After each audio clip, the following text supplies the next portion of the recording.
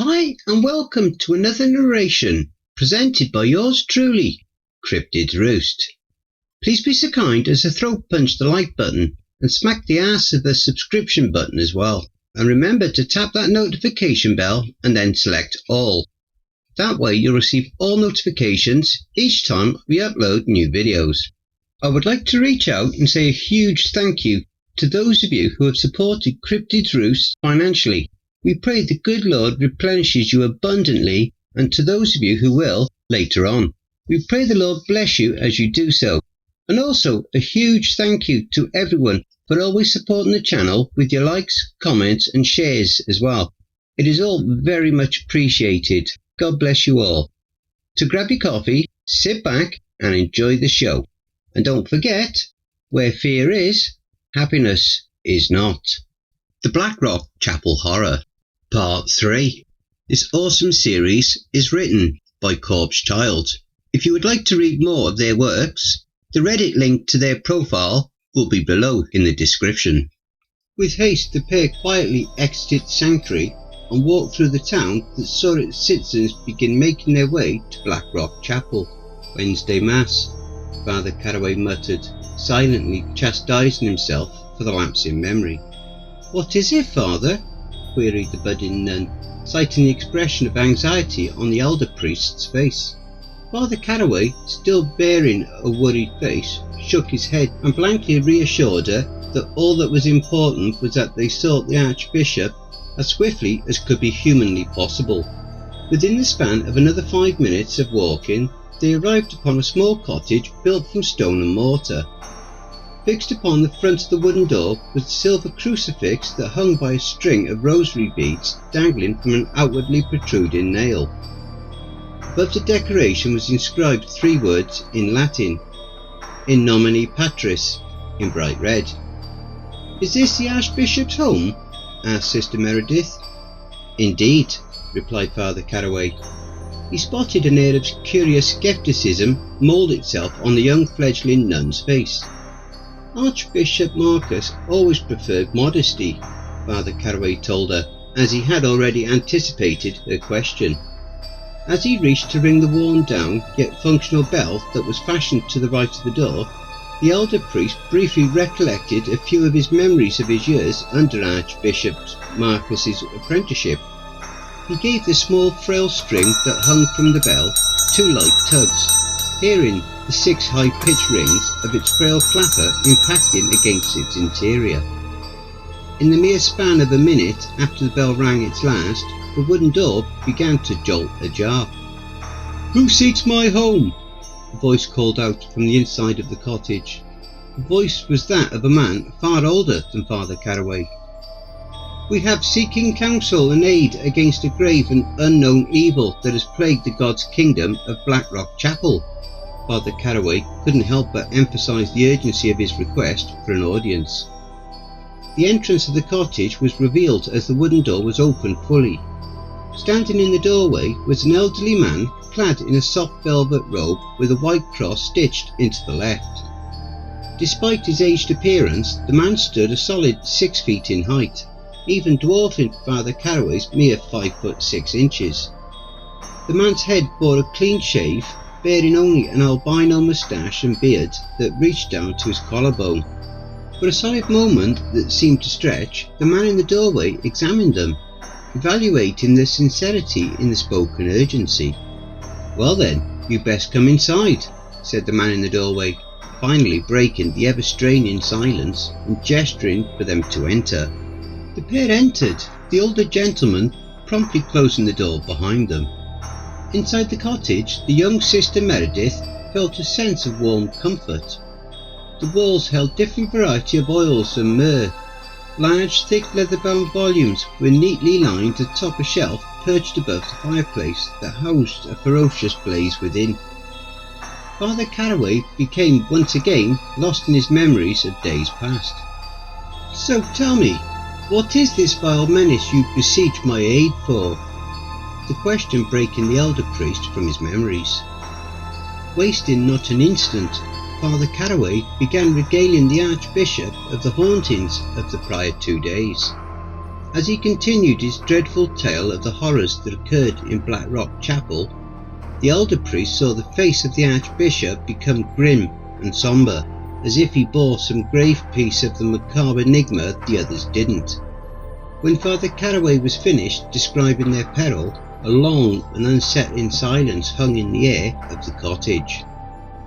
The ground upon which Blackrock Chapel stands wasn't always holy. Archbishop Marcus's voice evoked the same foreboding feeling of sorrow and regret that remained reflected on his aged face. The elder priest himself, hesitant to press the Archbishop for a further explanation, as if the hidden revelation could scar him further than what his psyche could recover. "You made mention of one Father Edwards," the priest bearing the serpents, "yes?" Father Caraway nodded in response and offered a yes, Excellency," nervously stumbling over his own words. "I might have known this day would come again. As you no doubt have realised, this Father Edwards is no priest, nor is he a man, at least not any longer." As fear's chilling grasp began to slowly take hold of him once more, the burning question that had been suppressed by hesitation before now embedded itself into the forefront of Father Caraway's mind and erupted from his lips. "What do you mean, Your Excellency?" His heart hanging a heavy pendulum of rueful regret and worry, Archbishop Marcus began to enlighten the pair of the unfortunate tragedy that moulded the infancy era of Blackrock Chapel. Before the land that the chapel's foundation rests upon was first consecrated as hallowed soil, it had served as a sanctuary for a coven of gypsy folk. When I first came upon the land, I was as you were when I tutored you. I was a pupil under the tutelage of my predecessor, Archbishop Duncan.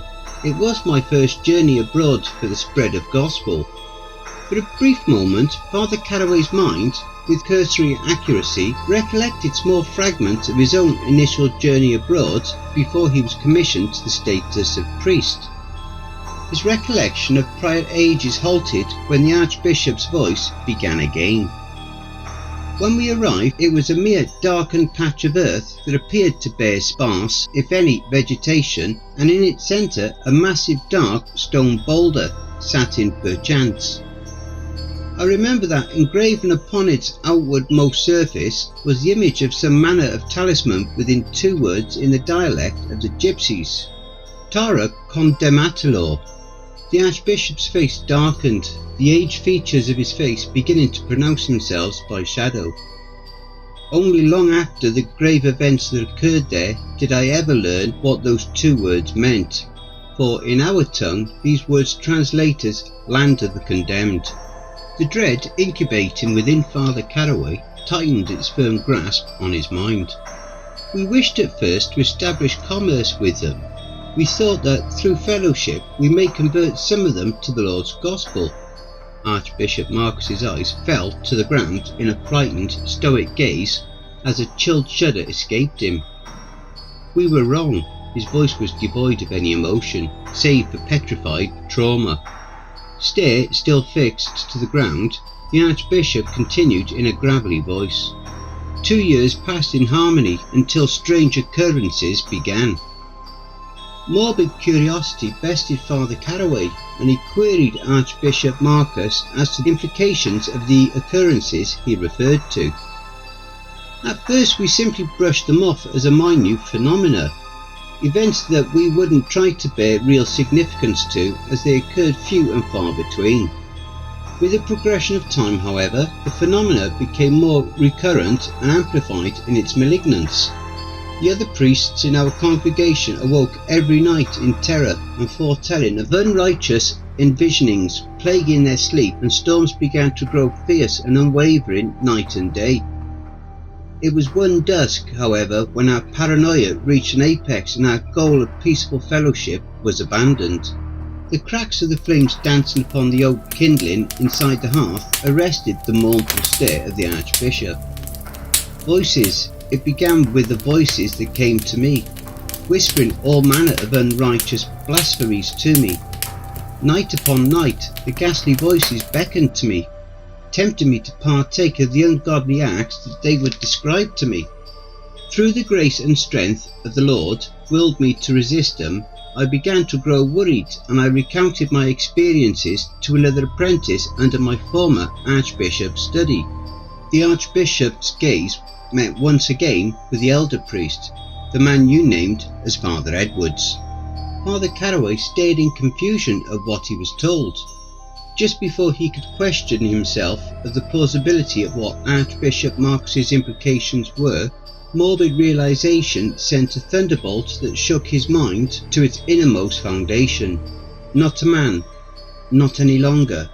The words pierced him like a finely sharpened dagger as he began to slowly piece together the connection between the malign hauntings that menaced him in the previous days within the chapel's walls, and those recounted from the Archbishop's macabre anecdote. Noting the clarity moulding itself to the elder priest's face, Archbishop Marcus continued. He suspected immediately the machinations of the gypsies were at fault. He was certain that their foreign customs had, in some form, wrought evil forces against us. Over time, paranoia became disdain and mistrust until one grave twilight, the night that blind fear drove us to violence. I'll never forget their faces as we came upon them, wielding the instruments that raised their livelihood to ash. Their homes, their shops, everything was set ablaze by the hands of our convent. The Archbishop's mouth split into a morbid, dead smile, wholly devoid of any authentic joy. Edwards told me what we were doing was an exorcism of the land, that our actions were in righteous merit of the Lord's service. A small tear escaped his lifeless eyes and ran down his cheeks. Father Caraway's blood began losing its warmth as he was witnessing the collapse of his former mentor's psyche. They fled the land that night, but not before letting slip an omen. May you all be spared of Degashia, as if mention of the word carried a supernatural force of its own. The hearth exploded outward, the flames danced upon the oak kindling, shifted erratically. If I could have known of the unholy evils we wrought upon ourselves. Archbishop Marcus's lips quivered as he continued. We thought that by ridding the land of the gypsy heretics from the soil, that the evil would flee with them. What we were too blinded by arrogance to see at the time was that the ones we were swift to drive away were the same whose practices acted not as a weapon against us, but to spare us from something far worse. Degashia? Father Caraway queried, more from instinct than genuine curiosity. A sullen nod of the Archbishop's head, coupled with his chiselled expression of recriminatory despair, served to reply to the query. Like what was inscribed upon the stone, I learned only long after what Degashia was. What is it, Excellency? Is it the name of the demon? Father Caraway asked, attempting to recollect the multitude of malign spirits dwelling from the lake of fire that was catalogued in Le Dictionnaire Infernal, a volume he was required to devote hours of study to in his apprenticeship under Archbishop Marcus, to find one by the name of Degashia. Archbishop Marcus arose from his seated position and went to his bookshelf and pulled out a volume dressed in dirt and dust, adorned by cobwebs. Father, you misunderstand. Degashia is no demon.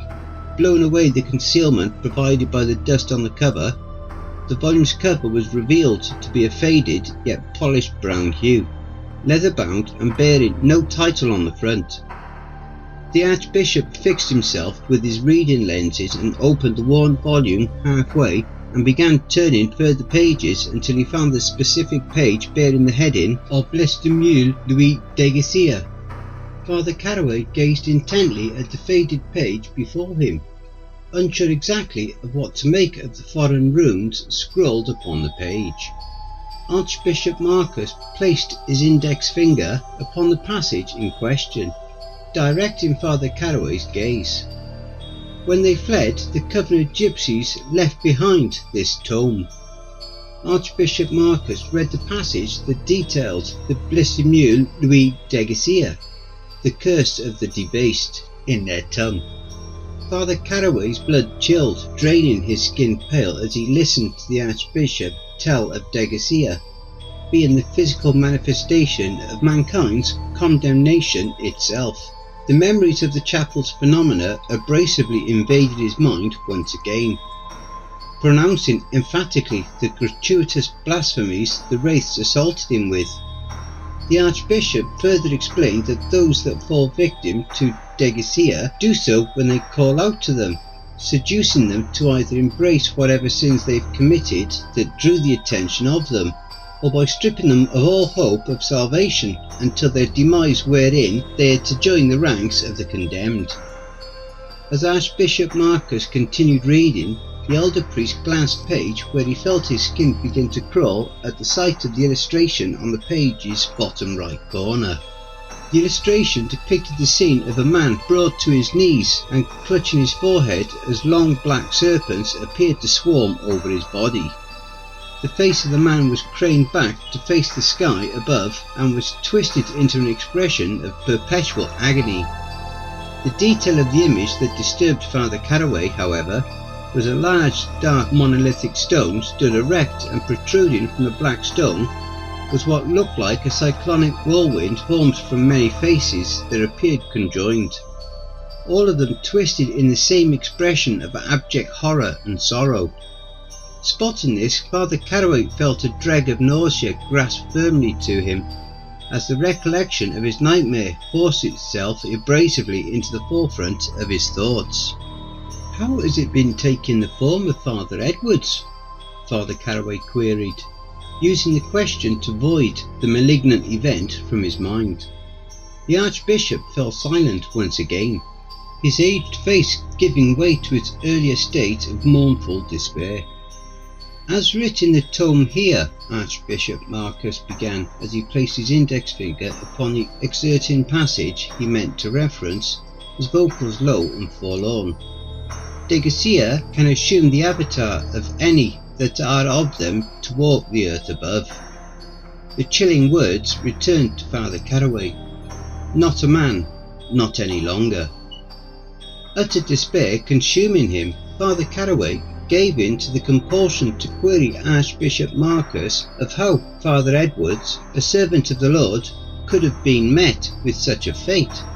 "We were all lost to righteous arrogance," replied Archbishop Marcus. "But Excellency," the elder priest cried out, interrupting the Archbishop's reply, "how could that alone condemn a servant of Christ?" His pride attracted their attention to him, but it was what he did next that allowed them to consume him. Tears began to run freely down Archbishop Marcus's cheeks. With heavy shuddering breath, the sombre Archbishop recollected the event that wrought damnation upon the arrogant priest that Father Caraway once thought of as a brother in faith. "The night of the raid, I found him wielding one of the gypsy's own blades against one of the maidens of the coven. She begged for her life in her people's tongue, but his murderous judgment was unbound. I called to him, told him to stay his hand." The Archbishop froze, his stare became distant as frightening recollection of the gypsy maiden's screams and the sickening squelch of flesh being penetrated moulded vividly in his mind.